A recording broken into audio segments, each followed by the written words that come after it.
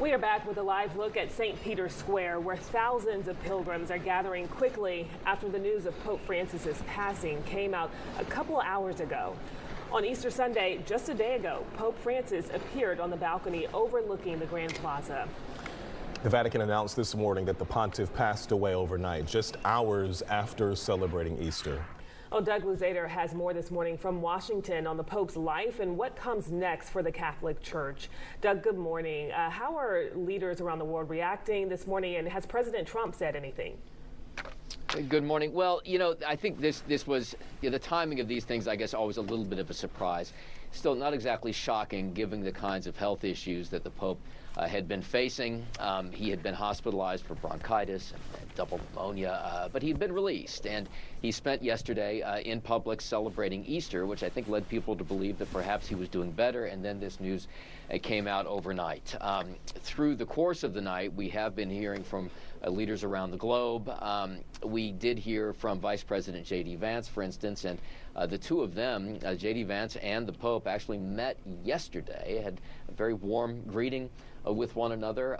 We have heard from the White House this morning saying Pope Francis rest in peace. I would imagine we're going to hear a great deal more through the course of the day as this news really begins to sink in around the globe.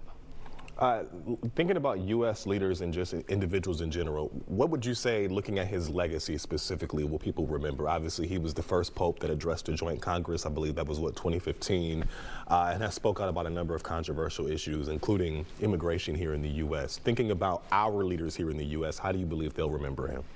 Well, he was, became pope in 2013, so he's been around through some administrations.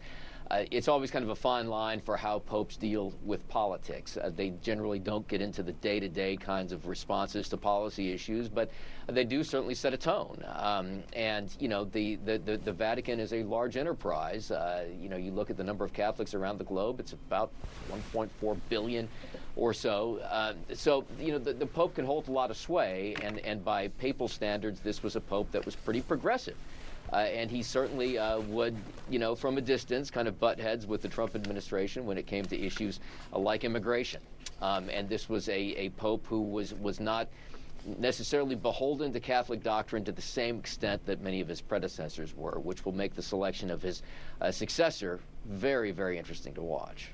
Yeah, can you talk about that? I mean, kind of walk us through the process of what happens next. Of selecting a new Pope? Yes. First we'll go through a mourning period for Pope Francis, followed by his funeral, and then they will summon Catholic cardinals from around the world to the Vatican. There are 250-ish cardinals around the world, but only those who are younger than 80 will participate in selecting a new pope. So that significantly diminishes the number of cardinals taking part in the actual voting, and then they go round after round until they settle on a successor. Got it, yeah. There will be a conclave, and we'll see what will come out of that one for sure. Doug Luzader live in Washington, breaking this all down for us. Doug, good to see you. We appreciate it. Thank you. Thank you.